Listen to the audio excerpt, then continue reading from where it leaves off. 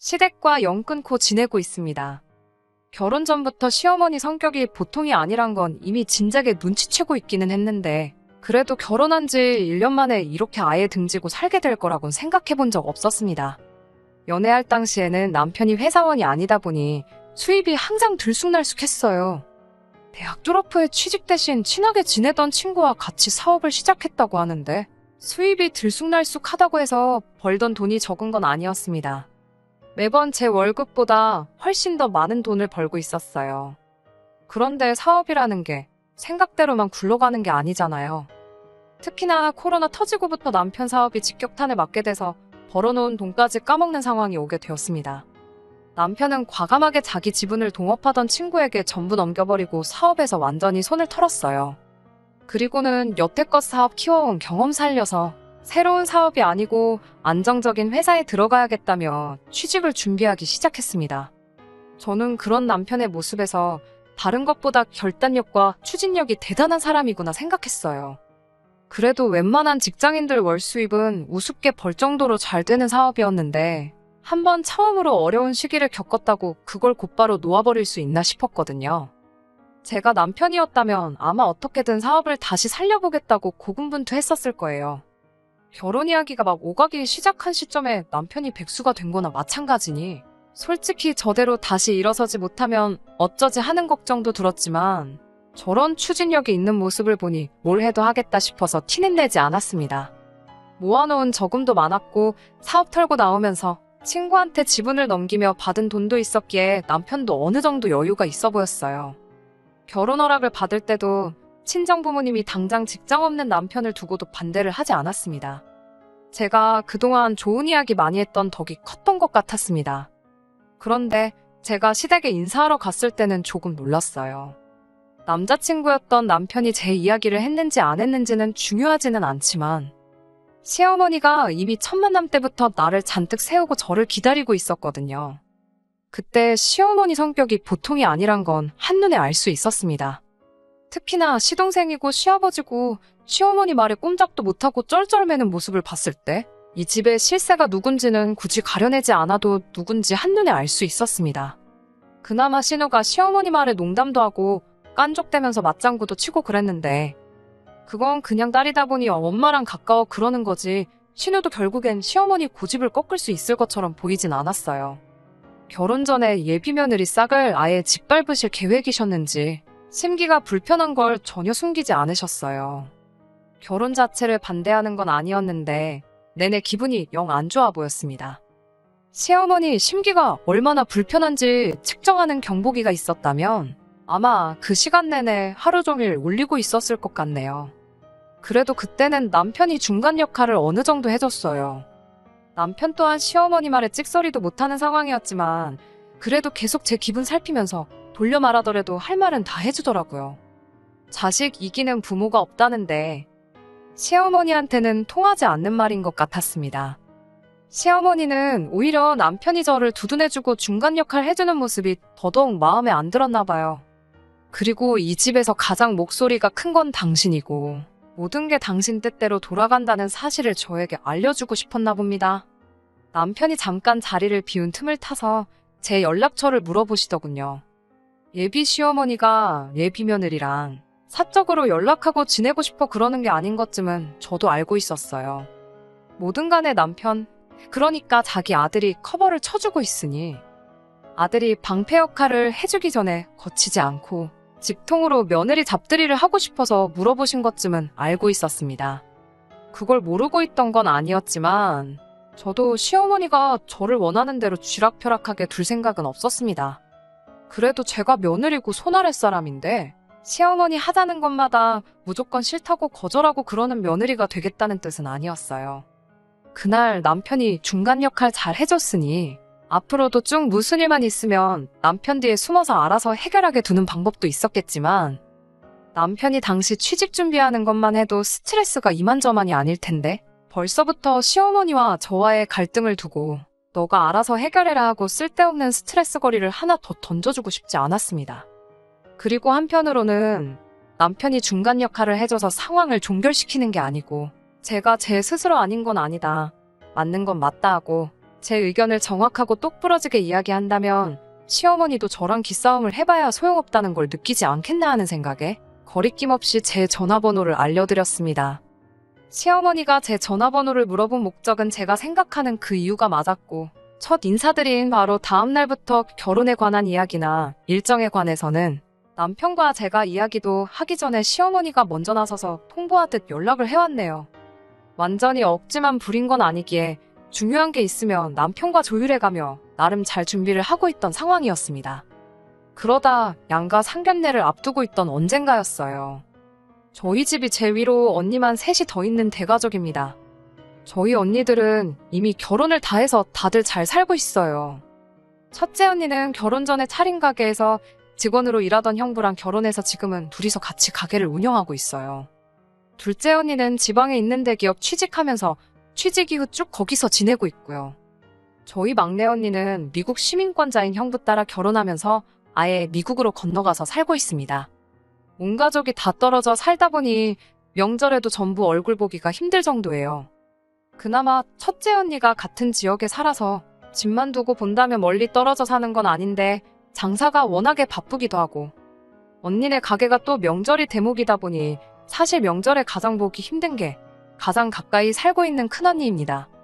오히려 지방에 사는 둘째 언니를 더 자주 만나요. 해외에 살고 있는 막내 언니는 말할 것도 없지요. 그래도 영주권이 나오고부터는 이따금씩 치과 치료도 받고 한다고 휴가차 뜨문뜨문 한국에 왔었는데, 코로나 시작되고부터는 그마저도 힘들어져서 그때부터 여지껏 전화통화 말고는 막내 언니는 만난 적도 없어요.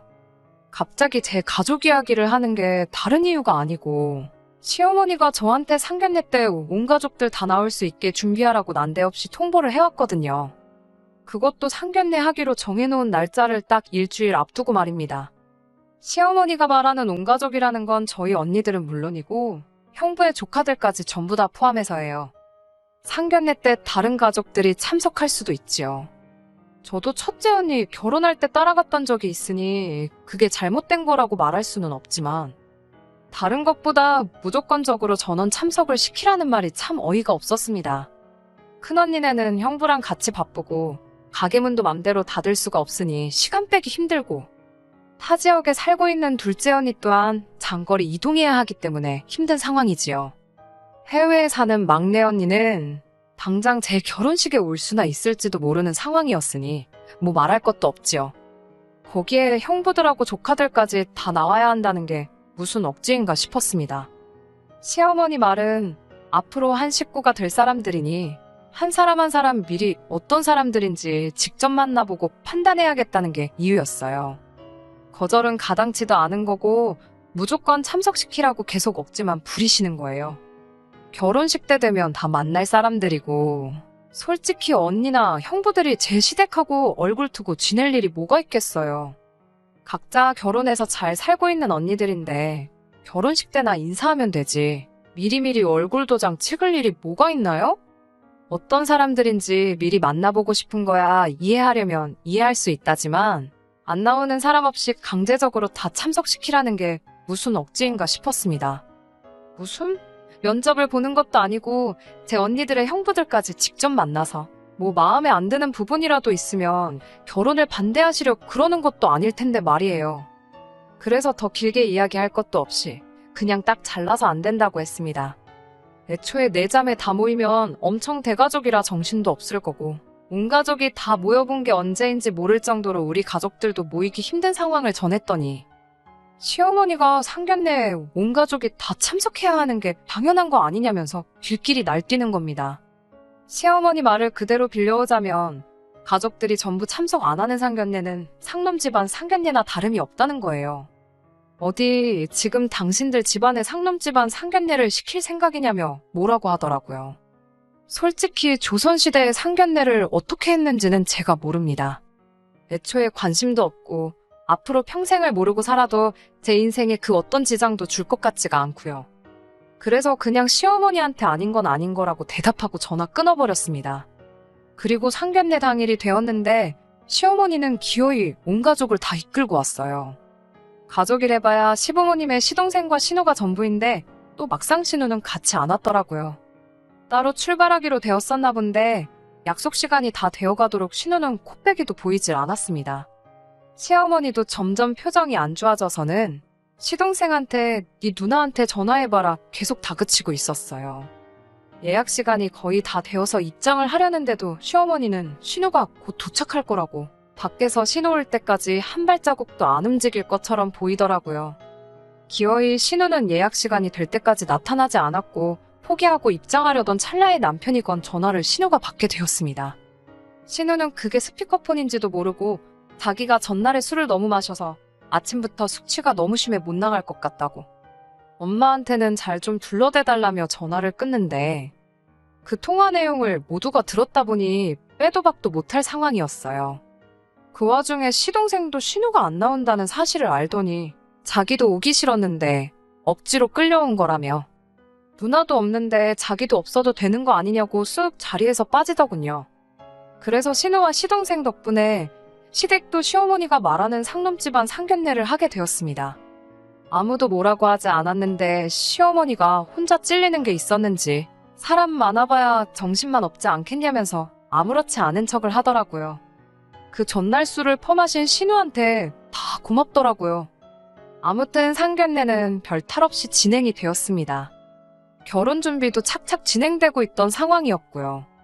상견례 이후로 시어머니도 많이 잠잠해졌었기에 저도 제가 똑부러지게 행동한 게 도움이 되는구나 생각하고 있던 차였습니다. 그러다 결혼식 몇 주 앞두고 시어머니한테서 카톡을 하나 받게 되었습니다. 이런저런 음식들 이름을 계속 나열하더니 이 중에서 제가 할 수 있는 음식이 뭐냐고 묻더라고요. 저는 처음에 이게 남편이 좋아하는 음식들이고 결혼하기 전에 저한테 가르쳐주고 싶어서 그러시나 했어요. 요리에 취미가 있는 건 아니었지만 큰언니처럼 친정어머니 손재주를 닮아서 그런지 인터넷에서 레시피 대충 보면서 따라해도 맛은 대충 내거든요. 막 자신 있는 요리는 없었지만 못할 것도 없겠다 싶어서 다 할 수 있을 것 같다고 답장을 했어요. 그랬더니 시어머니가 잘 됐다면서 동그랑땡에 산적부터 해서 갈비찜에 이런저런 요리들을 저보고 해오면 되겠다고 하더라고요. 해오면 된다는 말이 무슨 뜻이냐 물으니 생각지도 못한 곳에 필요한 요리였더라고요. 시어머니의 돌아가신 친정어머니, 그러니까 저한테는 얼굴 한번 뵌 적 없는 시외저모님이시죠. 아무튼 시외저모님 제사가 있는데 그날 상에 올릴 음식들이라고 하는 겁니다. 그리고 시어머니가 울픈 갈비찜이며 뭐 그런 것들이 저보고 책임지고 해오라는 소리였고요. 시외가 제사 음식을 저보고 미리 집에서 준비해오라는 것도 어이가 없었는데 그것보다 더 어이가 없던 건 그때는 아직 결혼식을 몇 주나 앞두고 있던 상황이었던 거예요. 아니, 며느리가 되어 있는 상태라도 안 했을 건데 예비 며느리한테 시외가 제사 음식까지 준비시키는 건 무슨 신보인가 싶더라고요. 제가 아직 며느리도 아닌데 시외가 제사 음식까지 해와야 하느냐고 물었더니 결혼식 날짜 잡았으니 며느리나 다름없는 거 아니겠냐고. 음식 맛깔나게 해오면 미리미리 시외가 어른들한테 점수도 딸 수 있고 그러면 남편도 친척들 앞에서 기가 살지 않겠냐고 하더라고요. 그때 저도 포기했던 것 같습니다. 남편이 결혼 전에는 꼭 취직하겠다고 열심히 준비하는 것 같아서 최대한 스트레스 받을 일 없게 하고 싶었던 터라 시어머니와 있던 일들에 대해서는 따로 이야기한 것도 없고 티도 내지 않았었는데 결국에는 남편이 중간 역할을 해줘야 끝나겠다는 생각이 들더라고요. 그래서 시어머니한테 제가 결혼 전에 시외가 제사 음식을 해가면 그 자리에서 남편이 정말 기가 살겠냐고 먼저 물어보겠다고 했어요. 제가 꾸역꾸역 그 음식을 해갔는데 남편 기가 안 살면 제가 해갈 필요도 없는 거 아니겠냐고요. 그랬더니 시어머니가 그걸 왜 내 아들한테 말하느냐고 말하지 말라고 하더라고요. 안 그래도 직장 알아본다고 정신없는 애한테 그런 걸 물어보냐길래 어머님 말대로면 제가 남편 기 살려주는 일인데 좋아하지 않겠냐? 그럼 그만큼 의욕도 샘솟지 않겠냐고 했더니 시어머니 아무 말도 없다가 그냥 전화를 끊어버리시대요. 결혼 전에 많이 삐걱이긴 했지만 남편도 그동안 제가 시어머니와 있었던 일을 듣고는 저보고 고생이 많았다면서 자기가 취직만 일단 성공하면 같은 일로 두 번 다시 스트레스 받지 않게 중간 역할을 잘해주겠다고 약속을 해왔습니다. 저한테 미안해하던 남편 마음과는 반대로 시어머니는 사사건건 어떻게든 빠져나가는 제가 마음에 안 들었던 것 같습니다. 어떻게든 저를 한 방 먹여주고 싶어서 벼르고 있었던 것 같아요. 아무튼 그 사건 이후로는 큰 문제 없이 결혼식을 올리게 되었어요. 오히려 결혼식을 올리고 남편과 한 집에 살게 되니 시어머니가 저한테 연락하는 일이 없어지더군요. 남편이 결혼 초에도 직장을 구하던 와중이다 보니 아무래도 아들 눈치가 보이긴 보였던 것 같아요. 거기에 그림이 그렇잖아요.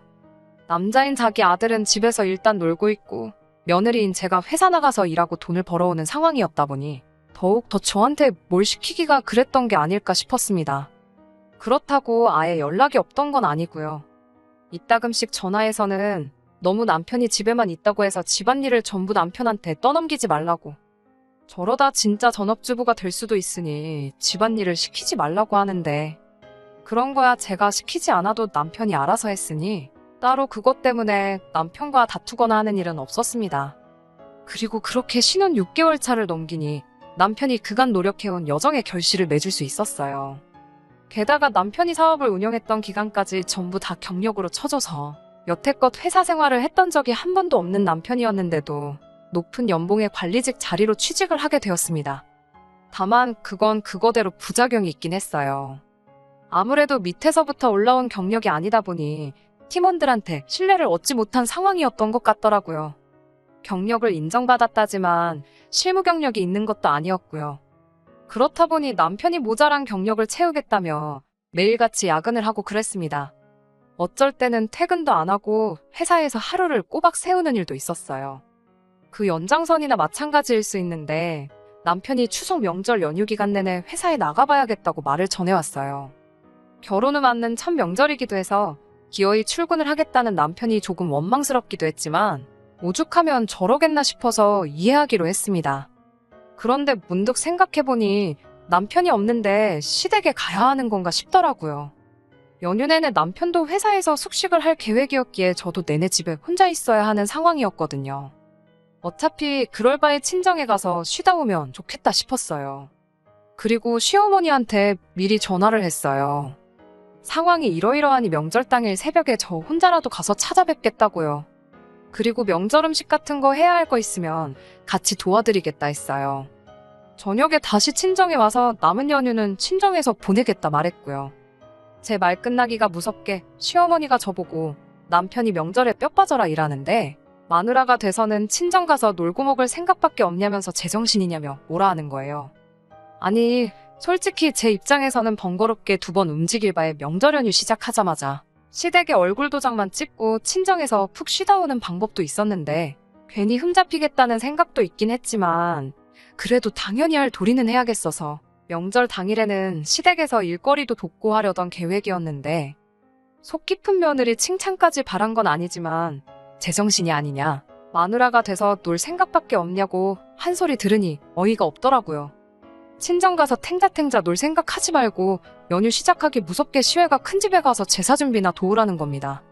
심지어 시어머니는 시댁 제사가 있으니 저 혼자 시외가 큰 집에 가서 제사 준비를 도우라는 소리였어요. 그리고 명절 당일 새벽에는 시댁에 와서 시어머니를 도와 시댁 제사 준비를 하라고요. 세상에 그놈의 시외가 제사를 자꾸 저보고 챙기라는지 싶어서 저도 그냥 내질러 버렸네요. 남편이 명절에도 출근해서 뼈 빠지게 일하는 거 아는데 그렇게 일한 지 얼마나 됐다고 그러시냐고. 그동안 저 혼자 뼈 빠지게 외벌이 하면서 집안 먹여 살렸던 거 기억 안 나시냐 했죠. 결혼하고도 6개월을 저 혼자 돈 벌어오고 그랬는데 남편은 집에서 펑펑 놀고만 있었으니 남편이 취직 준비한 6개월, 180일만큼은 나도 남의 집 조상님 밥 준비해줄 바에야 그냥 나 혼자 편히 쉬겠다고 받아쳐버렸습니다. 그랬더니 시어머니가 저보고 말하는 꼬라지 좀 보라면서 아주 맹랑한 걸 며느리로 들였다며 소리를 치시더군요. 결혼했으면 출가회인이라는 소리도 못 들어봤냐고. 그렇게 친정이 좋으면 평생 친정에 붙어서 살라고. 앞으로 시댁 식구들 보고 지낼 생각은 꿈도 꾸지 말라고 하시더군요. 한번 이렇게 내질러버린 김에 그동안 쌓였던 거 다 풀어버리려고 더 싸울 생각이었는데 시어머니 그 발언에 엥 소리가 절로 나더라고요. 듣고 보니 저한테 나쁠 게 하나도 없는 말이었으니까요. 앞으로 시댁 안 가게 되는 게 뭐가 무섭다고 거기서 제가 꼬리를 내리겠어요. 좋으면 좋았지 싶어서 그 길로 바로 시어머니한테 알겠습니다 말하고 어머님 뜻대로 저는 앞으로 친정에만 가고 시댁에는 발길을 끊겠다고 바로 대답해드렸어요. 그리고 그동안 말 안 듣는 며느리라서 어머님이 고생 많으셨다고. 이제부터라도 말 잘 듣는 며느리 되겠다 말하고 이번 명절에도 당일에는 시댁에 갈 예정이었는데 어머님 말을 앞으로 잘 듣기로 했으니까 명절 당일에도 그냥 딴 데 안 가고 시댁도 안 가고 친정에만 딱 붙어 있겠다 말하고 그냥 전화 끊어버렸어요. 사실 그 이야기 하면서도 시어머니가 아플싸 싶었는지 뭐라 하셨는데 못 들은 척 했어요. 그리고 그 뒤로 무슨 할 말이 남으셨는지 전화기에 불이 나게 전화가 왔는데 전화도 그냥 안 받고 말았습니다. 퇴근한 남편 앞에 두고 시어머니랑 있던 일 말하고 연휴에는 그러한 이유로 시댁에 안 가고 친정에만 있을 거라 말했어요. 솔직히 자기 어머니랑 싸웠다는데 좋아할 남편이 어딨겠냐 싶어 걱정도 됐는데 남편은 제 원망이나 탓 하나도 하지 않고 어머니가 잘못하셨네 말하고는 저보고 걱정 말라고 하더라고요. 앞으로도 시댁 할 일이나 있으면 저 두고 자기 혼자 다녀오겠다고 하대요. 그렇게 결혼 1년도 채 되지 않아서 시댁과 등지고 살게 되었습니다. 지난 설에는 예고한 대로 아예 시댁은 남편 혼자 다녀오고 저는 근처도 가지 않았어요. 설 연휴 시작됐을 때 그때 그랬어도 찾아뵙는 게 맞지 않나 싶었는데 남편이 갈 필요 없다고 딱 잡아떼더라고요. 남편이 중간에서 많이 힘들어 보이긴 해요. 제가 남편이라고 생각하면 중간에서 입장이 얼마나 난처할지 충분히 이해가 되네요. 그래도 그걸 떠나서 솔직히 지금 이 상황이 남편 때문에 마음이 불편한 거지. 제 자신만 두고 본다면 너무 편하고 더할 나위 없이 좋네요. 끝까지 들어주셔서 감사합니다. 오늘의 사연은 여기까지입니다. 구독과 좋아요, 알람 설정 부탁드리고 더 좋은 사연으로 다시 찾아뵙겠습니다. 감사합니다.